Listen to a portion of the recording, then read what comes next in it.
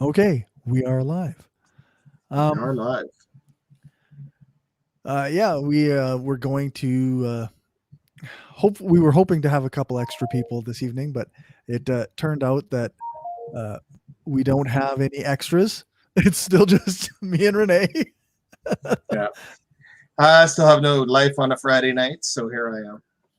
This is the time of evening when I'm free to do whatever I want for a little while because I'm done delivering food for suppers, and I'm still I'm not uh, picking up people or taking them to the bars yet. So I guess we're gonna watch some more Prager U and see what the hell we can say about it. I'm looking at this. It looks like they come out with one every single day at least. Well, honestly, I've watched a couple Prager U videos, but I don't watch that many, so I didn't realize they pumped one out that much. It looks like okay, so they've got one that's premiering tomorrow morning. They've got one that was a day ago, one that was 2 days ago, one 4 days ago. The Candace Owens show was 5 days ago, so that must be weekly. So they've got a lot of content they're pumping out. Yeah. Well, if you look, I looked it up one time and I think it was to confirm that Stephen Harper was shilling for Prager U, and he's listed on their website, so he is. And yeah, they've got a lot of names, so they must be able to crank stuff out. Yeah, that's just it. They've got so many different people that can produce content and do stuff for them, right? That they just keep pumping it out over apparently multiple times a week. So, do we want to go with something short again, or do we want to spend some time on something a little bit longer? I honestly have no idea. Probably shorter. My instinct to say shorter is probably smarter. Okay, so what is this one? This says we can't rely on government to help small business. Okay, I don't know enough about that to say. This one says no past, no future. What does that mean? I don't even know what would that be about. Just from the title, obviously I'm just guessing. They're probably talking about, my guess is they're probably talking about like pulling down like I'm going to assume just from the title that that's from like pulling down the Confederate statues and stuff like that. Oh, maybe. Let's take a look. That's what I'm assuming. They put this one out 4 days ago.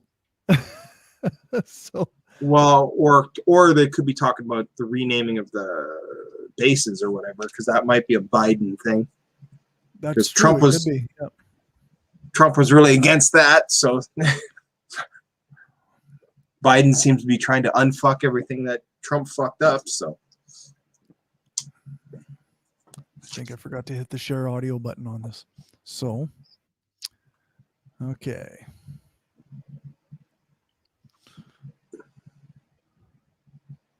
What kind of future do we have if we destroy our past?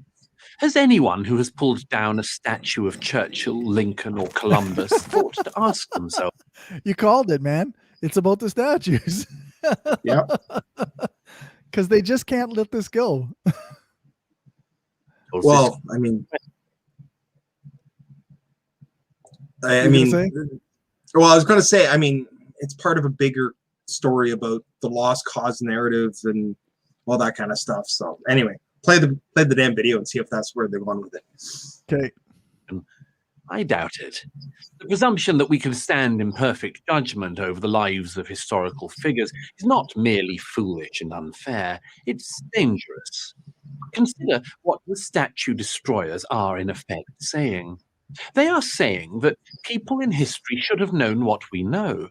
That's tantamount to saying they should have known the future. This is, of course, absurd. Nope. Yet more and more people believe it. That's not what people who are taking down statues are saying at all. They're saying that we shouldn't revere these people who have done horrific things in the past. Yeah, I mean, sometimes I think it is a little bit of revisionist history to a certain extent. Like, yeah, this guy was an asshole. Yeah, there was a lot of assholes. And then you pull down the statue and all is good. And it's like, well, sort of, but I don't know. They were still an asshole and they were still deeply influential in history, right? Yeah, but the history is full of that where, I mean, you look at, say, I'm going to pull one out, like Vlad the Impaler. Okay. He was, okay, I'm right. By all accounts, the man was a monster.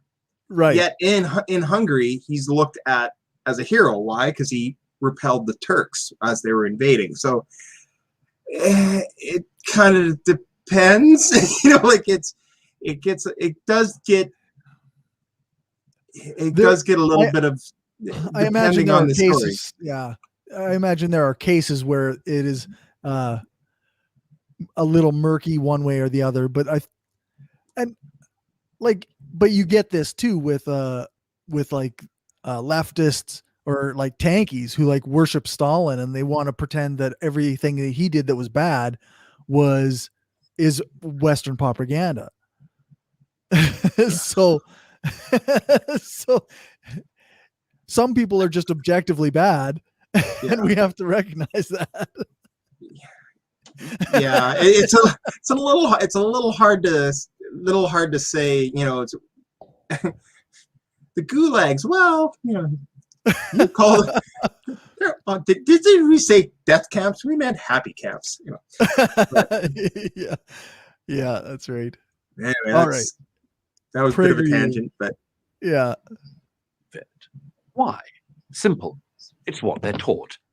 It is the fruit of an education system that long ago prioritized empathy. This is another anti-education video. Like, they just hate school. They don't want anybody learning anything different than the narrative that they believe. Which is a problem, which I think school should be teaching facts, not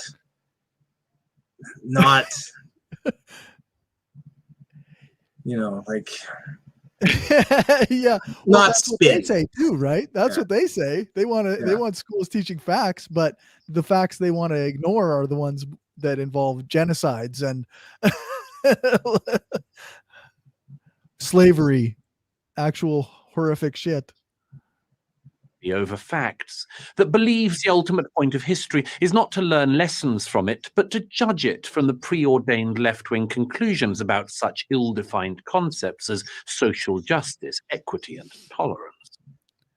Only a right-winger could think that these things are ill-defined and that this is the thing, the dominant narrative that has been taught in schools. Douglas Murray is apparently something of an intellectual. I listened to a recent.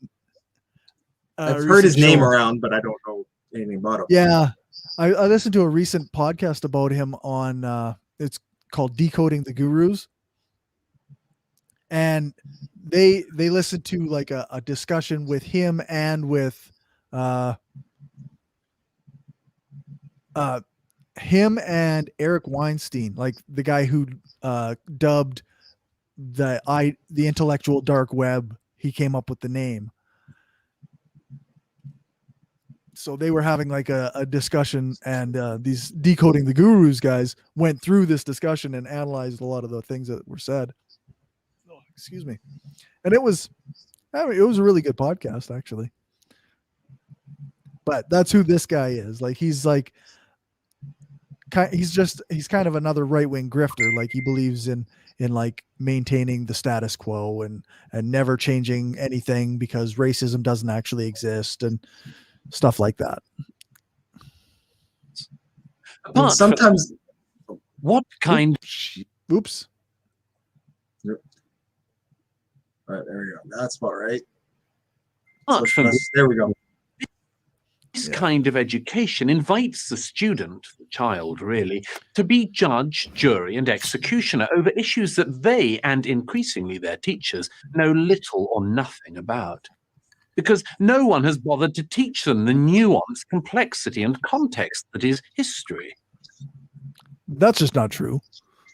I mean, you don't teach children everything about history, but as you go through school, like it's not like you just go to school for 1 year, learn that everybody in the past was bad, and that's the end of your education. Yeah, but why? Like I said, I don't know that much about Douglas Murray. I've heard the name, but I'm like looking at it and going, if you're already on the right wing, I don't think you're going to teach much about nuance, complexity, or context. Yeah, that's not a thing they actually understand, is it? I mean, that's a broad brush, but as a general rule, no. Yeah. It also breeds arrogance. I know things these people did not know, therefore I am better than they were. They have Okay. nothing to teach me. In fact, Okay, so I know things that they did not know, therefore I am better than they were. Yes, that's a like the things from the people in the past didn't know, or even if we're going to give them the excuse of they didn't understand that slavery was wrong, say, or murdering masses numbers of people was awful. If we give them the benefit of the doubt that they didn't know enough to not do those things, then yes, we're still better because we learned that those things are bad. It's more of a case of maybe they did or they didn't, depending on what we're talking about. History to me is a series of dominoes. Stuff has to happen before to end up now. But it's also a case of a lot of these people, they're elevated after the fact, you know. Well, yeah, that's right. Yeah. Like, where was it? A lot of those statues in the South were erected after the civil rights movement gained so much ground in the 60s, right?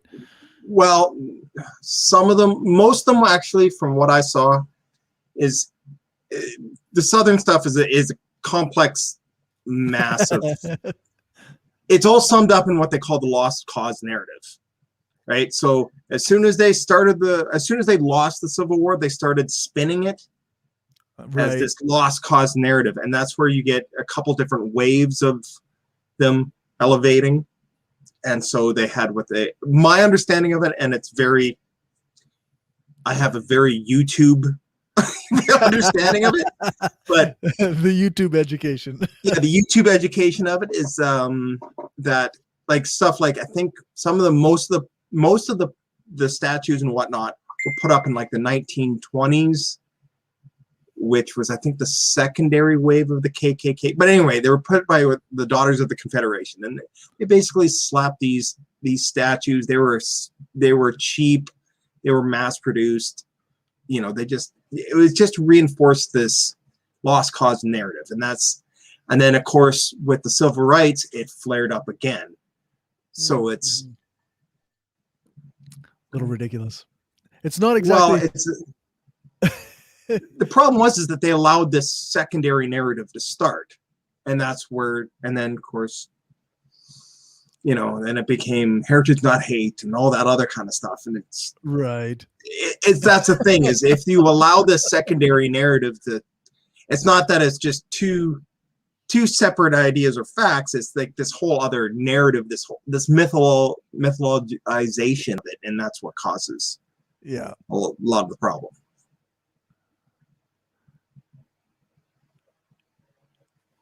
It's interesting that they also put at the end, like maybe there's another one to come, but in fact, I must teach them, as though anybody believes they're teaching people from the past things. I think there's a different message to some of this tearing down of the statues. We're not trying to teach people from the past. Nobody's doing that. It's it's about getting rid of this deification of people. Yeah. Like, I mean, like this whole idea of like, yeah, it's oh, they're just trying to erase the past. It's like, well, no, but these people shouldn't have been glorified. I mean, Yeah, exactly. there was, what is it? One of the statues they pulled down was Nathan Bedford Forrest. He started the fucking KKK. He shouldn't have Why does he have a statue? Why does he have a statue? Like, so dumb. no. I must teach them, and down comes the statue. A new, better history must take the place of the old one. In America, this impulse has culminated in the 1619 Project, an initiative started by the New York Times and now in schools everywhere, which attempts to make the arrival of the first African slaves into the American colonies the foundational date of the American Republic. 1776, the American Revolution. In the new history, that was just about protecting the founders' slave interests. These men, some of the most remarkable humans to have lived at any time. Okay. Well, this is part of the problem. What the fuck? The slave question wasn't even an issue. Well, it existed. They were there. They had them, but it wasn't really an issue until later. I mean, unfortunately, slavery, this idea, it was just something that happened that you had slaves. That didn't start changing till later. There was no real argument in 1776. The biggest argument is the problem they had with Britain, from my understanding, is they didn't like paying taxes, and they didn't like Britain telling them that they couldn't go west, young man, which came later. But it's funny because the 1619 Project isn't about like some bizarre reformation of history. Like, it's literally just teaching people the actual history of when slaves were brought over and what was going on during that time. Like, it's not some new thing that nobody knew about that is being made up by the left. It's facts. It's history that people know about and have known about. Like, yeah.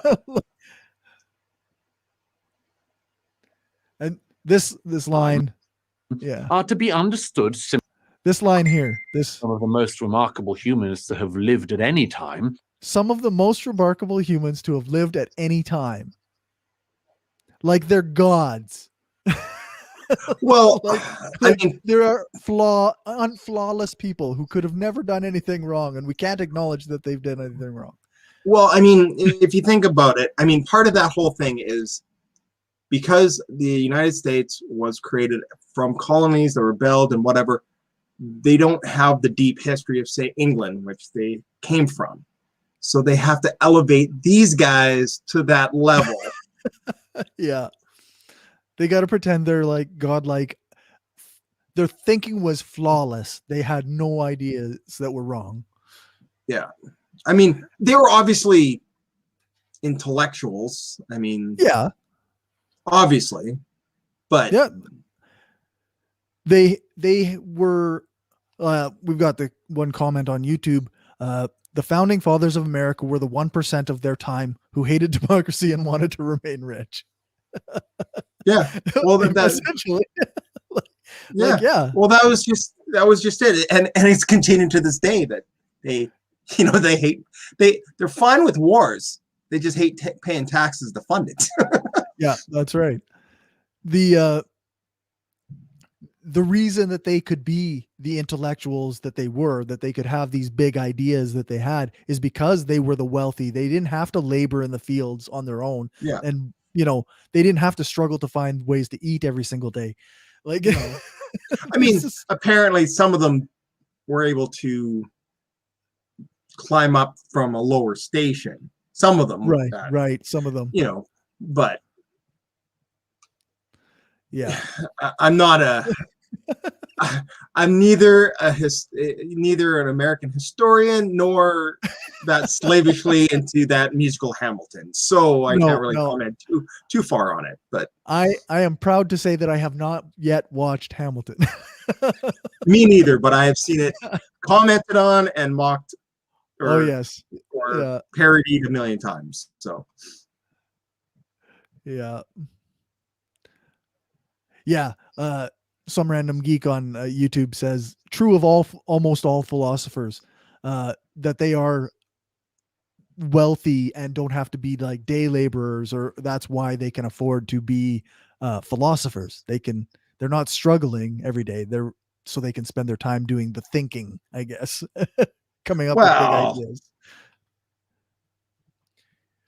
I mean, I have to work, so I can't sit around and read and think all day. So Yeah. I mean, I'm in my car all day working.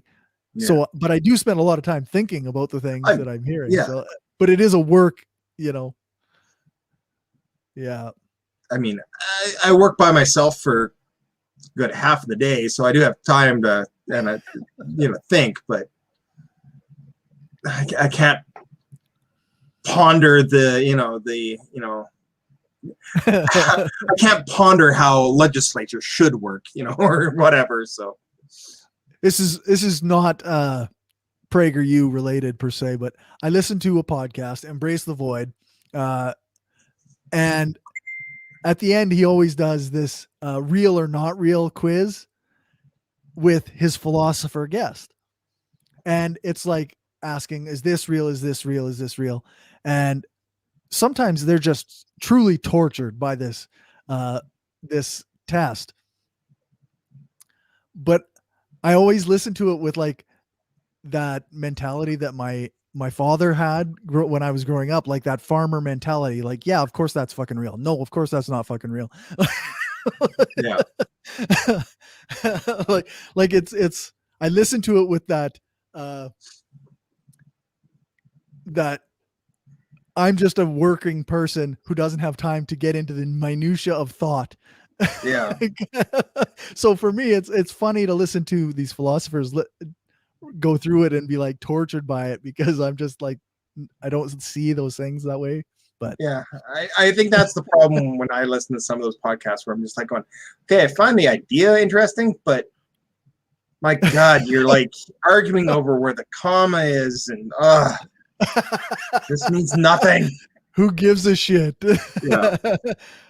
But I mean, that's part of our society. We have, I mean, especially philosophy. I really do like the deep thinking. It's just, I don't often have time to, and to spend time on some of those ideas.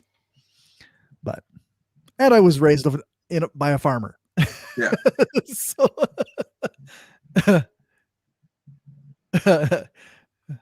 yeah. Some random geek mentions our friend Letoinor is like that too. She goes yes or no to a lot of these questions that philosophers have asked. It's a yes or no question. The answer is yes or no. Okay, I guess we can get back to the Prager U. Are to be understood simply by their attitude towards this one issue. Nobody's saying that. The 1619 Project seeks to portray America, the freest, most prosperous nation in world history, as exceptional only. Okay, this guy can pull his head straight out of his ass. Like the freest. What was it? Like they're just supposed to believe how amazing America is, right? Well, American exceptionalism. Come on. I mean, it's like, just come a thing. on. The freest. I mean, there's a lot of money there for those who have it. Yeah. But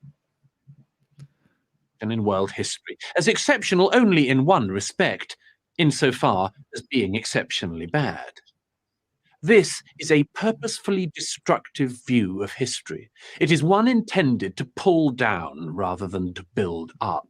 No, that's not healthy, humane, and in the truest sense liberal mind does not view history as a mere playpen for our moral judgment. It recognizes that people in the past acted on the information they had just as we do today. Sure, it would have been nice. Yeah, I mean, they acted on the information they had at the time. They knew they needed people to work. They knew they didn't have the funding to like actually take care of these people properly. So they brought them over there and they treated them like owner, like property, like cattle. Once again, I don't know enough to I don't know that much deep on history. I don't think it's quite that. I think that view is a little too modernistic, should I say? I mean, I think they just looked at it as, I mean, slavery was a thing. It just was a thing that happened. Now, well, but it wasn't a thing everywhere, and Africans had like there wasn't slavery everywhere in Africa, right? No, but they participated in the slave trade. It wasn't like a bunch of white guys jumped off the boats and with man catcher nets and that's not how it actually happened. But it's like anything else. It started. There was a trade. There was a slave. There was an Arabian slave trade. Yep. So I mean, it all existed. It's just that it's just like anything else. Depending on what was going on, it escalated. The interesting thing is that, like, don't get me wrong. I'm not saying it's a good. It was a good thing, but well, I'm just thinking because I mean, there were abolitionists at various times in history. There were anti-slave people or people who believed in anti-slavery, and yet, so there were people who were against this. Even though it was the standard practice, right? So, and I'm sure if somebody asked the slaves, they wouldn't appreciate it. Of course not. But I mean, I'm mostly talking on my ass. But like, it all depended because there was different ones that were major drivers in the slave trade. I mean, right? The English was part of it, but they were kind of depending. They weren't like they used it, but they weren't major drivers of it. The Dutch were a major part of it. Like I mean, depending, because they were all trying. It was all the glory of creating an empire, right? Like there was the Portuguese, the Spanish. It all depended. And like I said, I'm not. But it was just something. Yeah, I just listened to something the other day, and I mean, I don't know. I didn't fact check it in any way. But the way they were talking was that even at the time, the British, they were often like telling them America that they had to cut it out with the slavery because it wasn't good for whatever, for some reason. Yeah. I don't know that they were necessarily on board with human rights because it was the British Empire. And of course they were doing all kinds of awful things, but well, it's like everything else, right? They're saying these grandiose things and then doing these other things, right? That's right. So part of the debate, the banter back and forth between America and the Crown was they were being told, "Hey, cut it," with the way you're doing the slavery thing. Well, I think part of it was also. And once again, I'm mostly talking on my ass, so if I get fact checked, that's fine. This is what we do. Is that I think the thing and it might even be the divide though between the southern states and the northern states was that yes, they had slaves in the northern states, but the main chattel slavery was mostly done in the former French territories. That's where it was larger because France was much more vested in it. So I can see that. I seem to recall, and again, fact check me if you want. I'm not entirely sure, but I seem to recall like some of this because there was slavery in Canada, and I had been I believe that I heard or read somewhere that it was in mostly French colonies that's where it started in Canada. Yeah, I don't really know, but that would make sense to me because I think they were more invested in it than say the British. Like the British did it, but it was kind of more of a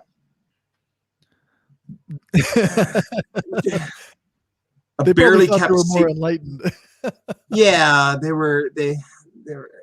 they had slaves, but they didn't do them quite as chattel slavery like they did, like say down in the States. But Right. still had them, and they were in the colonies, like working the fields in like Jamaica and those kind of places. But they really tried to spin it differently. And the British got rid of slavery legally a lot earlier than the Americans did. Right. Yeah. They didn't have such a deep economic tie to it, where they certain states just needed the slaves, or else they wouldn't have any produce, I guess, or any labor. Yeah. Well, the thing is once it grows to a certain point, it just becomes the way it is. Like, what was it at the height of the Civil War? There was like 4 million slaves in the southern states. Like, it was like just astronomical, the number of people that were done. But yeah, some random geek mentions Haiti too. Like the Haitian Revolution was the only successful slave revolt. yeah, Haiti's its own little special little. Yeah, it's its own special little. It's the only known successful slave revolt. They were able to get the French out of there. But the weird thing was, as soon as they got the French out of there, the people that were in power tried to reinstitute the plantation rules. So it didn't work because they already gave away the land, and it was hard to get them back. It becomes a whole different story. But yeah, that's a history I'm not entirely familiar with. I do remember the stories. I've heard stories of the Haitian slave revolt, but I'm no expert, but I do know a bit about it because one of my favorite books is the Serpent and the Rainbow. Okay. Which is the Wade Davis's anthropological look at the whole zombies and zombie powder and everything and like that, and it goes into the history of Haiti. So I do know a bit about it, which is totally not. It's only tangentially connected to the States. Yeah, that's right. All right, let's see if we can get through another minute of this. If the founders of America had abolished slavery in its constitution. Some, in fact, tried very hard to do so. But had they been unwilling to compromise, there would be no constitution and no United States. All the sacrifices of the revolution would have been lost. So a compromise balancing the interests of the northern states and the southern states was reached. It would have been nice if the Japanese had surrendered before atom bombs were dropped over Hiroshima and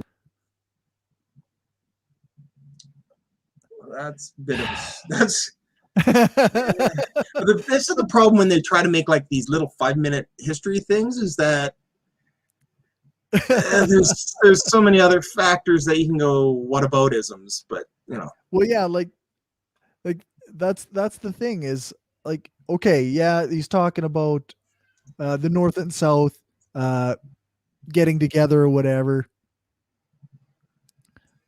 to compromise. But I mean, there was the people were still enslaved people, and everybody, nobody's forgetting that, right?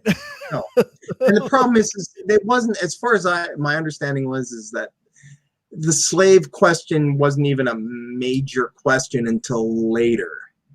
That's when you have your different. That's when you start having your compromises between where they had to have equal amount of free states and slave states, and which was the prelude to the Civil War. But in 1776 it wasn't a major issue. Like, yes, they wrote all men shall be created free, but their definition of free men were white landowner. Like, yeah.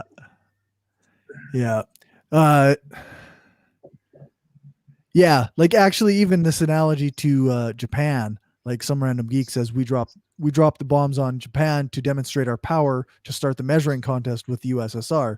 And I think I listened to it. Dan Carlin did a hardcore history on this one a while ago, and it sounded like to me, from what he had laid out, is that it was entirely possible to avoid dropping those bombs on the on Japan, right? Well, like, I've heard, I mean, once again, this is a tangent, but from my understanding is there's a couple different stories about that. Is the official story is they used the bomb as kind of a shock and awe because they figured if they did actual invasion of Japan, that they were going to fight tooth and nail to the last second, and it would cause so much more death. Right. And the reality is they also want part of it. Well, not the reality, but the story I heard was part of it was the USSR, because they were going to swing back because they'd already taken all of so much of Europe that they were rushing to get back in, to get to Japan. So the Americans wanted to solve it before the Russians could invade. Right, because you don't want them having too much power. Yeah, and let's face facts. They had these shiny new toys that they wanted to try out. I mean, I've also heard and read stuff that there was reasons why they picked Hiroshima and Nagasaki. They weren't major military points, right? But they were mostly made of wood, so the firestorm that it would cause would be more shocking. Oh, okay. So, which it was. It just so yeah. But once again, that's me kind of talking just from random things I've seen or whatever. Yeah, so. I mean, it's one of these things, like the amount of information a person gathers, some of it you can use here and there. Yeah. But the official story is so that because they didn't want, because of the whole idea of the kamikazes, and they thought that they were going to fight tooth and nail to the last second or whatever. Right. It would have been a harder slog and bloodier slog to do a land invasion.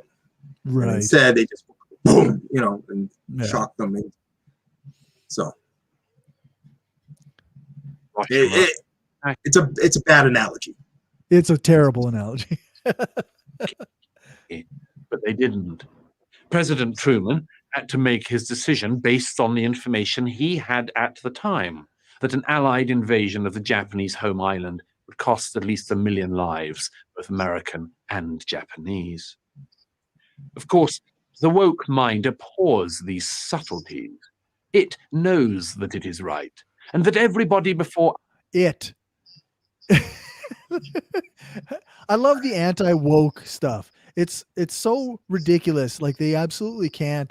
They can't see past the idea that recognizing these various subtleties is part of the woke mind. It is. I think sometimes it gets goes a little too far, but so does going too far the right way go as well. But our current age, year 0, should have known better. Anyway, they were all bigots. Why should we give them any benefit of the doubt, let alone admire them or learn from them? Well, maybe because, like everyone else, the great figures of the past did the best they could under the circumstances in which they found themselves. Again, I feel like this is a bad framing. I think it's instead of saying that they did the best with the best information they had, no, it's a case that after the fact they've respun the narrative. Yeah. Yeah, exactly. Like, of course they did what they thought was the right thing to do at the time, but that doesn't mean they did the best they could under the circumstances. Like, people make mistakes in the past. Right? Like, we can't just say that everything that happened in the past was the best they could do. Like, that's just pretty weak reasoning. Can you hear that? I heard something. My stepdaughters are playing upstairs, and it's they're having a lot of fun. Yeah. Yeah. That their efforts largely succeeded is why we are here. When someone tried to give Sir Isaac Newton credit for his world-changing discoveries in physics, the great man demurred. He said he was only able to achieve what he did by standing on the shoulders of the giants who went before him. Today's left rejects Newton's humility. It doesn't believe that we stand on anyone's shoulders. It imagines that if we could only liberate ourselves from the dusty, misguided, and misinformed... once again, like I gotta the idea, like the way he's saying it, like the left, as though it's an it and not a they. Like when I speak of people on the right, I don't use it to describe them. I use they to describe them. Well, people are people. They're not monolithic, but there's a narrative in a lot of the different history YouTube ones I've watched, which is the problem with, they call it the big man of history, which is Right. this mythology, making mythologies out of some of these people, where this one man turned the tide of history, when it's no, that's the story he told afterwards. Like, Yeah. he pump the brakes. And I mean, it's fine to recognize the efforts and work that people have done in the past. Nobody's saying that the good things should be thrown out. Like, they just want to acknowledge, like, that maybe we shouldn't be deifying bad people or people who have done really horrific things. Like, even when, like, and also imagine, like, the idea of being a black person who has to walk by a statue of the founder of the KKK every day. Like, what must that do to, Well, the idea, yeah. like, what does that tell you about how much your country values you? But Matt, I mean, the problem with that is that's not right, and that's what I said before about them. They allowed them to respin the narrative, and I mean, it's a little bit like, I mean, my parents are really into the whole UEL thing, right? United Empire Loyalists. Okay. You know anything about that? No, I don't know anything about that. Okay, quick lesson: during the American Revolution, there was, of course, the Patriots, right? The ones that rebelled, that left. The ones that sided with Britain, a lot of them came up to Canada. The Brits gave them this idea of that they would bestow upon them, this honorific of UEL, United Empire Loyalists. So if you can prove you were connected to that, you get to put this on the end, tag it on the end of your name. It's a much bigger thing in Ontario for obvious reasons, but my parents were really into it. They paid for us Karen down at the ledge. They used to go dressed up in costumes during UEL days to the ledge. It was something. Anyway, okay. So I mean, this is the problem with history when you bring it up, right? Like, they stayed loyal to the crown. They see it as a good thing. The Patriots, the ones down in the States, they were the rebel. They were traitors and turncoats. They're the ones they would have tarred and feathered because they were on the other side. But that's where this respinning, right? Because, like, that's just it. Is, if you look at the two narratives, right? The UEL, they stayed loyal. They didn't rebel against the crown. Whereas they see themselves as patriots, right? And they're going to clash if you try to tell these two separate stories. But someone like, that's right. But that's why I don't think they should have been allowed to. I mean, that was just it. It's still not. It's a bad. It in itself is kind of a bad comparison. But the people from the UEL, they lost, they left. Whereas down in the States, the rebels, they lost, but they stayed, and they were able to retell their narrative, right? The lost cause, that it was about states' rights. It wasn't about slavery. It was, all the other bullshit. Right. And that's why they built these statues to, which shouldn't have been able to happen. Yeah. But if for three generations, someone is telling you this lost cause narrative, you're going to buy it, and you're going to be upset when they want to tear down your narrative that you've been told for 3 generations. Yeah. I mean, I get why people who don't question, like, if you aren't constantly questioning the information you've been given as you were growing up and learning things, if you accept it as fact, and I mean, a lot of people do, Yep. And so, I mean, it makes sense that they are upset on some level. I don't feel a lot of sympathy for them. No, I mean, and that's the thing. It's like it's the problem with history is that if you're allowed to change the narrative, then they start buying into the narrative, and then that is where this comes out, right? You know, like, I mean, Yeah. they've been doing reenactments for forever. Like, Yeah. I mean, Oh yeah. That's the whole thing. Like, one of my, and once again, this is a total tangent from watching Prager U, but one of my, it's pretty funny to watch, but there's one called Attaché Films. He does this thing called Checkmate Lincolnites, and it's hilarious. What he does is he dresses up as a Union soldier and a rebel soldier, and then they take almost like comments and then they argue it out, and it's hilarious to watch. And okay. and anytime the rebel thinks he wins a point, he's like, checkmate Lincolnite. You know, he thinks he's won. It's really funny. It's really funny. And but it shows the lost cause narrative, because they're just reading straight off of like user comments about, you know, oh yeah. It's about states' rights. It was about this or whatever. And that's where I think where this guy's trying to frame it like the liberal left just wants to tear all down and ruin these great men because, you know, he cheated on his taxes 300 years ago or whatever. But in reality, what it should be is some of this narrative should never been told.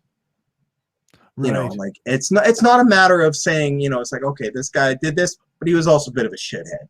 Yeah, you know? that's right. Like it took to create the narrative. It takes like a revamping of history in a way. Like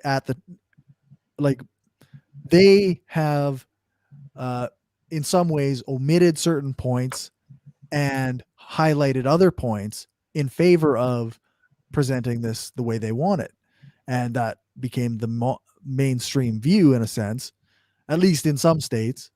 Depending, yeah. The liberal anarchist atheist wants to eat your babies, but only if they're cooked properly. Yeah, well, it's a little late for eating babies. I mean. That's true. It is 9 o'clock here. It's after supper, so yeah, you got to cook them earlier. Babies don't make good snacks. I mean, that's